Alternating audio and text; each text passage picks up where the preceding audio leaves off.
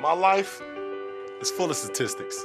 Thing is, I could have dropped out of school and become one myself, but I didn't because I had people that believed in me. Here's another statistic. 7,000 students drop out every school day. That's one every 26 seconds. It's time that students know that we believe in them. Inspire a student and share your message of support at boostup.org.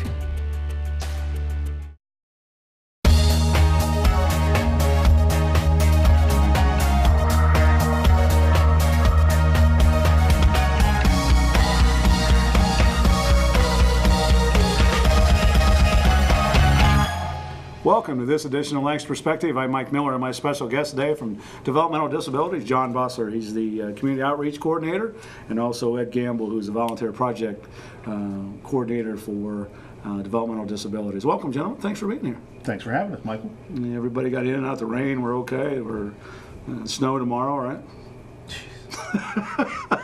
Nobody wants snow? Don't help me. Please.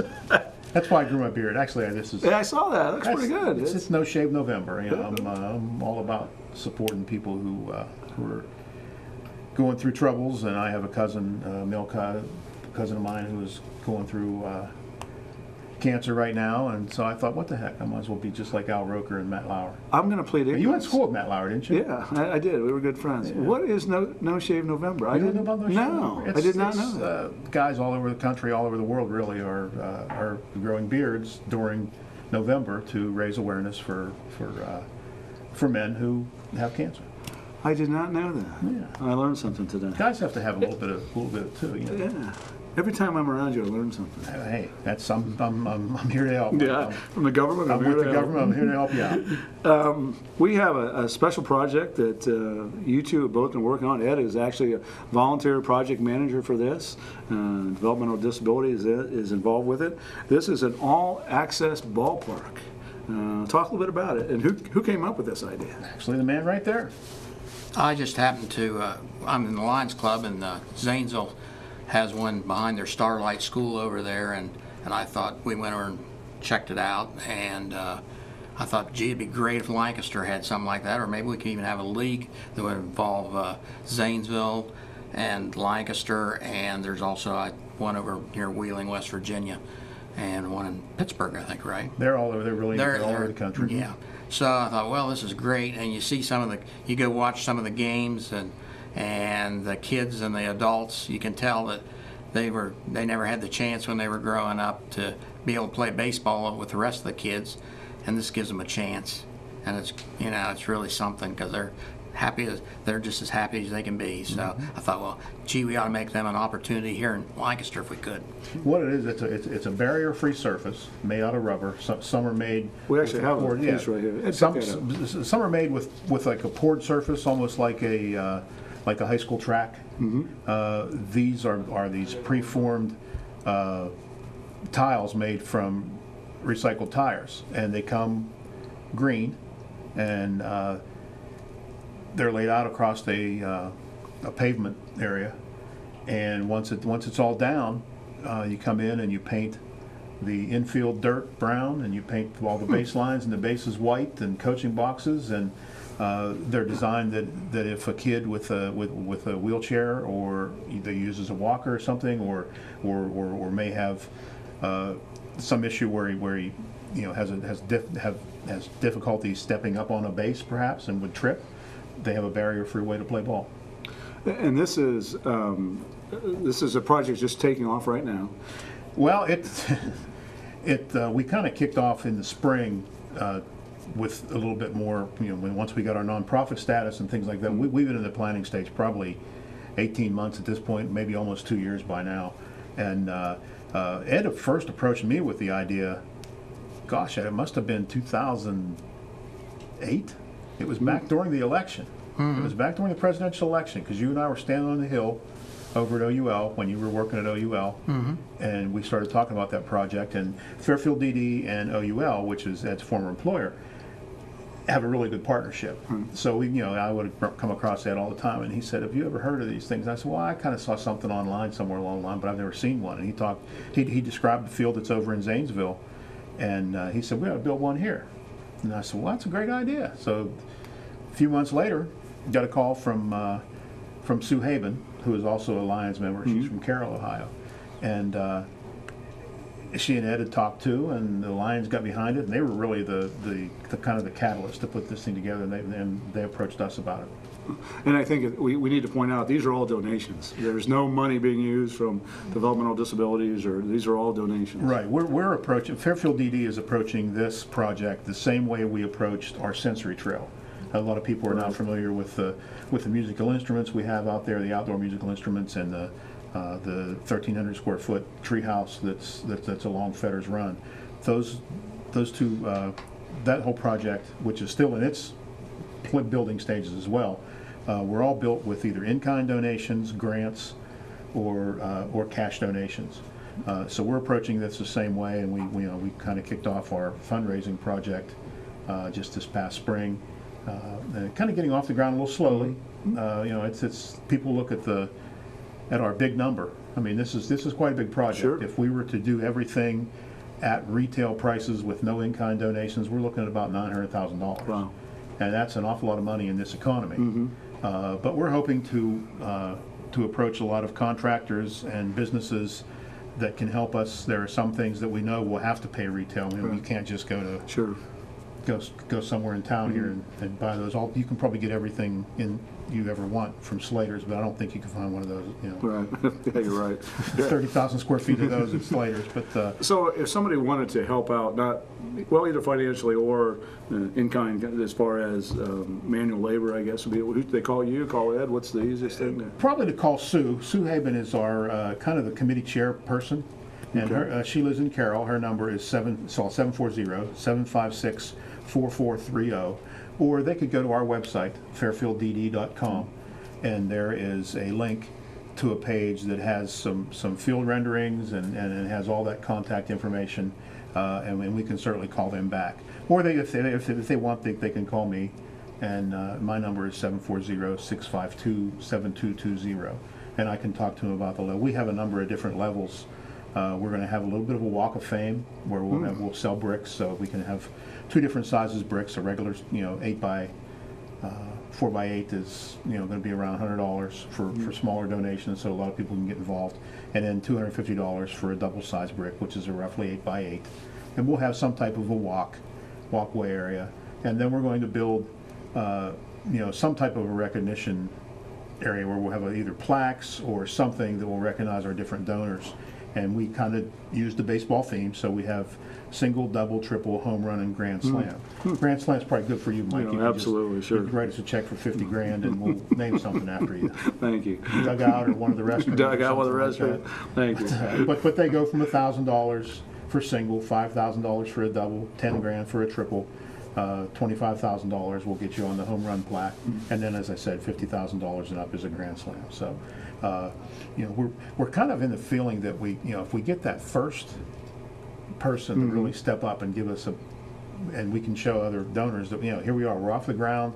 Here's somebody who kicked in $10,000, or someone who says I can commit to $5,000 for the next 3 years.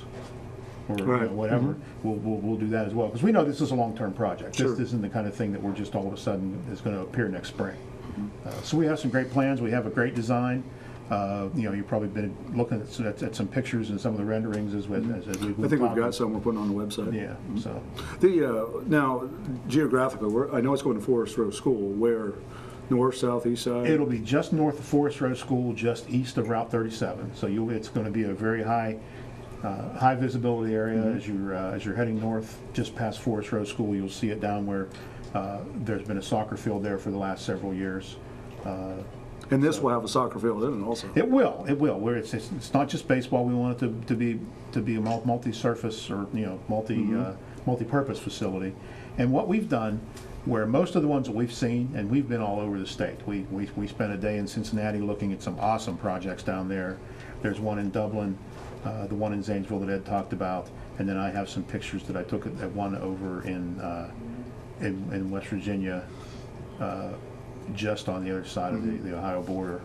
It's just south of Wheeling, and most of them are built to Little League specifications. The baselines are 125 feet down left and right field, and it's symmetrical, so it's also straight dead-head center. But we've decided to build ours 150 feet, and perhaps even put a second set of bases, so that adults with disabilities, or perhaps veterans who have issues as well and would still like to play. I mean, you know, you get a guy who gets injured in the military, was an athlete all of his life, and all of a sudden he's in a wheelchair. That doesn't mean he can't still do anything. So we're hoping to have something for them too. And because we extended the field, we have a much larger outfield. So we took a reduced size soccer field, and we're going to put that across the outfield and put a little reduced size goal and be able to play soccer as well. That's neat. That's really. And then the other nice thing about this is it's right there at Forest Road School. So I know you know Dave Maciosi, our adaptive physical education teacher, will be able to take his kids out and when the weather's nice and play field sports and not just be stuck in that gymnasium all the time. Whenever he does his adaptive PE projects. That's pretty neat. Ed, you talked earlier about leagues and things like that. Have you been involved in formation of those leagues before? Or? No, I haven't. I just saw it as an opportunity. I mean, the kids in a certain area, they go play at the same field all the time. Well, how exciting it would be to be able to go to one of the other fields and visit one of the other ones. And whenever the kids from Lancaster and adults go over to Zanesville or maybe to Wheeling to that one, or up to Dublin or down near Cincinnati. I mean, like I said, the kids, these people deserve a break, and we're just trying to giving them an opportunity. What drew you to this project? I mean, were you just driving by one day and said, well, "Boy, that looks kinda neat." the Lions supported the one in Zanesville, Ohio, and when I was at Ohio University of Lancaster, I thought, well, maybe we could, you know, that was an opportunity, maybe build it there, and look for different places. And I thought, well, the kids in this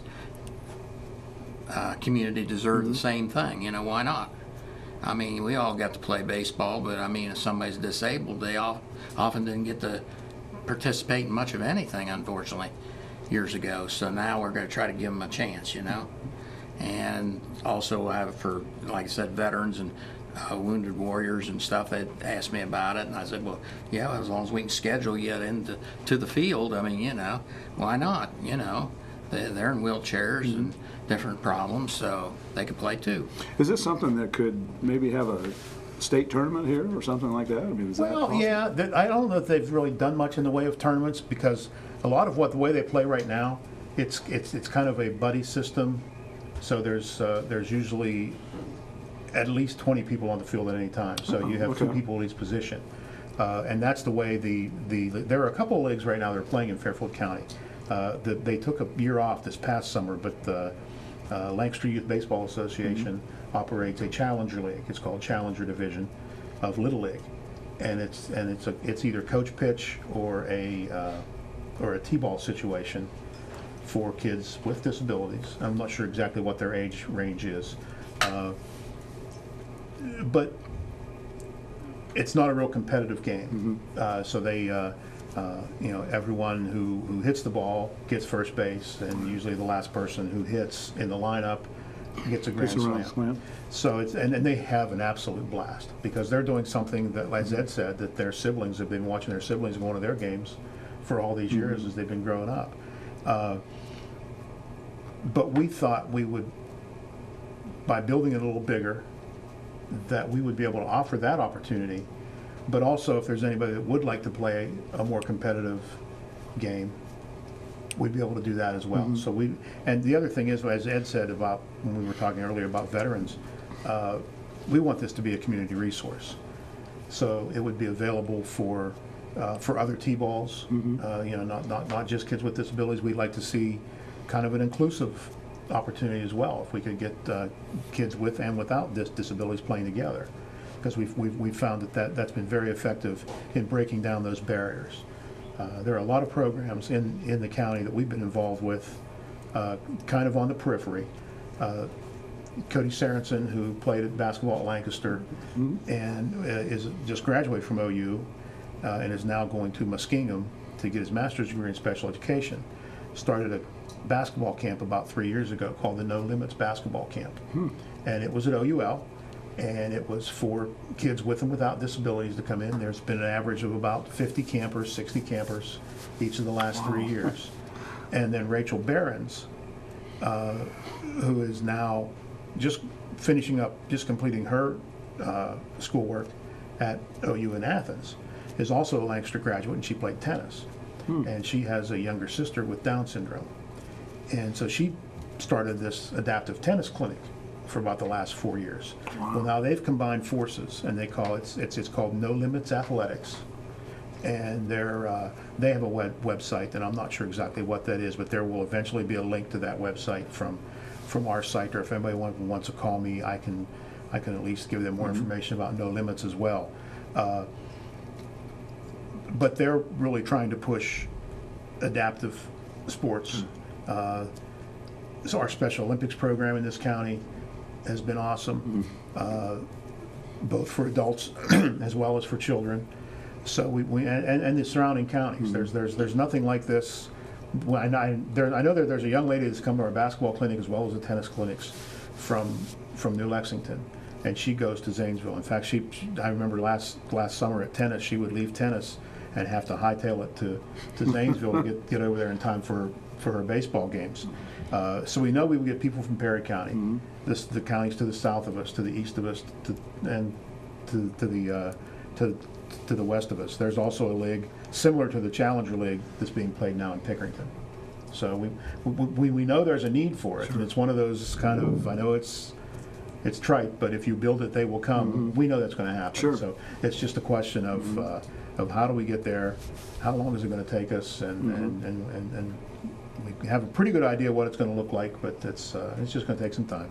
So can people start contributing right now? Absolutely. I mean, is that okay? Our biggest hurdle, and one of the things of why it took us so long to plan and see where we were going to be, is that we knew we needed to get nonprofit status. Okay. And we didn't want to really formalize our group and go to the state and become our own 501c3. So we partner with Fairfield County Foundation. They are our fiscal agent. So anything payable, any checks payable to our project goes into our own fund. They get the nonprofit status through working with Fairfield County Foundation, and then whenever it comes time for us to start building and writing checks, the foundation will just take that money and be our fiscal agent. Now, a lot of people ask about developmental disabilities and all the different programs. You're actually having an open house coming up too. Yeah, we about 3 years ago, I guess it's been maybe almost 4 now, we recognized the need to open an office in Pickerington. I was just up there. At a meeting with David Old. Okay. Our old office, we kind of outgrew that space, and the program that was in there that we're serving individuals every day, a day habilitation program, had really kind of taken off. And so we moved out of that space and moved into some temporary space that the county had up on Tusing Road, or Tussing, whichever one, depending on which way the wind's blowing that day.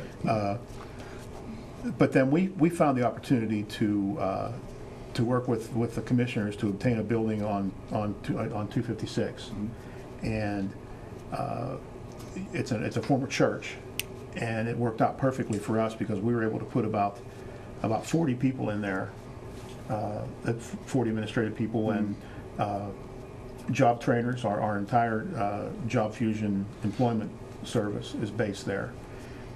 And it's a perfect training center for us. We used to have to find places to go to put 190 of our staff members in for required training to get them CEUs to keep them accredited. Well, now we're able to go there. We use their former sanctuary as our auditorium, so we're able to get our whole group together and go to different conference rooms or different places in this former church building. And it works out perfectly as a training center for us. So our training department is housed there. As you would imagine, a board of disabilities such as ours has a lot of training requirements and certification requirements from the state. So we're able to centralize all of that and keep everything right there. Plus the people, that is our biggest growth area for the Pickerington area. Pickerington area, because it's the fastest part of the county that's growing. And a few years ago, we were like the second or third or fourth fastest growing county in the state. and that was because of that area up there. The entire corridor from Canal on over to Baltimore and Buckeye Lake. So all of the people that we serve up there now don't have to drive all the way to Lancaster for meetings. They can just meet with their folks up there. So we've saved an awful lot of money in things like travel time and travel reimbursement for our staff, because now we have staff that's based right there. It's a beautiful building. It's very nice. We were in a meeting room that probably held 40 people anyway. Yeah, it's a good opportunity for us to be able to reach out and give back to the community and provide a place where people can come in and have meetings. You know, it's we don't charge a fee for it at this point. We're looking into what we may have to do if people need special needs, specific needs for a meeting, where we'll have to have a janitor, for example, or things like that. But right now it's available for meetings during the daytime. And that's going to be December 3rd from 5 to 7. It's 7140 Reynoldsburg, Baltimore Road. It's just a little bit west of where Allen Road crosses 256 before you get into Old Town Pickerington. And just show up, you don't have to make reservations. No, it's an open house situation. We'll give you tours, learn an awful lot about our programs. I know we're going to have an art gallery set up. People can see some of the artwork that we're doing and meet some of the job trainers and some of the folks who are looking for jobs. So it's going to be a nice opportunity. And again, that's open house coming up December 3rd from 5 to 7 in Pickerington for Fairfield County Developmental Disabilities. Ed, I know that we were talking about this field for the ballpark. Talk a little bit about that. I know that it's made up of... It's made out of recycled tires. That's it? It's a process, and then they have it available in 5 colors. This is one of the colors, green, and basically they're all black, and then they apparently dip it in some kind of paint. And it's when you paint over the lines will have to probably be repainted once every 3 to 5 years, depending on how much activity is on the field. The concern is you don't dare to use cleats on this because it would tear it up. But anyway, they all nest together, and if you have one that's damaged for some reason, you can pop it out and put a new one. Put a new one right back in its place. Where some of the fields we've noticed they've been a poured field or something, and they're not easily repaired. This one would be readily repairable. You just pop it out, put a new one in, and you're good to go again. So is that something that you would have to keep in stock on hand, or just as a... Zanesville, they keep about 50 extra blocks of these. They haven't had to replace any yet. I don't know what kind of problem there would be that would damage this stuff normally, but... One of the fields that we saw down in Cincinnati that was poured, they had to cut out and replace a couple of areas that were oddly enough looked like they were damaged because there were like dips in the substrate. Oh, yeah. So I guess whenever they became discolored from water laying on them, they would develop little puddles. And then, of course, the field we looked at in Dublin is really kind of out in the middle of nowhere. It's in a big complex called Darry Fields, which is kind of Cosgray Road area in Dublin. Yeah, that's out there. And right around shortstop and second base, it looked like someone had gone out there and just set off fireworks. So it didn't really damage the actual surface. It didn't, make pockmarks or anything. Right. But it discolored it. There were like you could see there was a burn mark there. Just unsightly.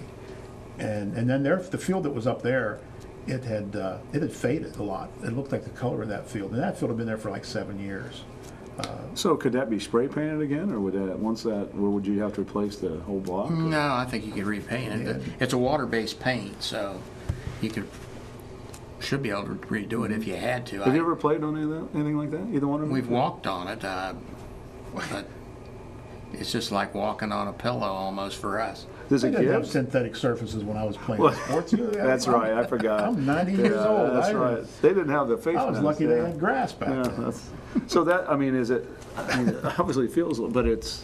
And then on the bottom, it's got a pattern here, and the reason this is if when it's raining or something, the water will go down between these, and then it drains out. And so you can basically, if it would rain, you could play a game probably within 30 minutes or less. Wow. Because it'll go down through it, and then crown it at about the pitcher's mound and go back to the backstop and out to the outfield. So the water will drain off of it and you're ready to go again. How long construction time from the time you can build it till the end? A year or 2 years? Oh, 6 I would months? say less than that. I would say probably 5 or 6 months because Could be. we're pretty aggressive. We want it to be a really nice facility. I mean, Yeah, sure. we're going to have a nice powder coated fence. We're kind of wavering right now about what we're going to do as far as bleachers as opposed to a grandstand. I saw a really nice example at when Lancaster played at Mason several years ago. Yeah. Their softball field is right next to the football stadium, and I saw this softball complex, and it's just beautiful. Now Mason, they have Yeah, sure. all the money in the world down there. You go to that campus, and it's like going to. There are small colleges that don't have facilities that are close to that. Well, there are big colleges that don't have facilities as close to theirs, and it's a nice brick grandstand that will seat a couple, maybe 200, 300 people. But then underneath the grandstand, underneath that building, is where they have all their restrooms and concession stands and storage areas. The way we are currently situated, we have a separate building that will house all of that stuff, and then just bleachers. But we're hoping to be able to, if we go that route, to be able to cover the bleachers with either a synthetic, like a parachute-looking type material, Right. or a roof. There are different things available through various contractors and suppliers. Each dugout, it's at least we use the word dugout, but it's Right. all the same. Everything is on the same level. The neat thing we saw in Cincinnati, which didn't cost them more than a couple $100, I'm sure, and some tubing and some fixtures, is a mister that they have Oh, sure. Yeah. along the ceiling.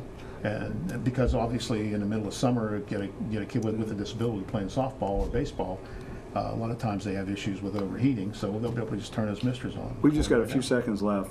Website, where should people, again, contact you, contact Sue, what should they do?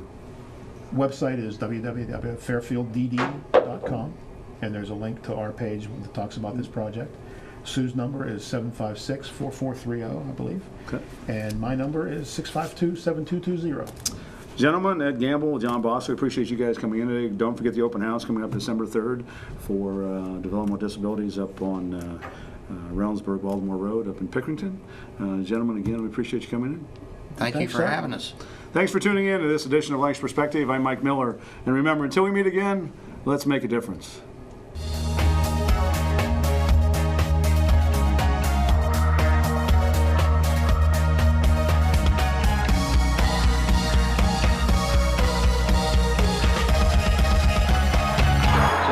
All right, guys, we gotta be smarter about what we bite on, okay? I want everyone to go outside. We're gonna run Red Rover on 3.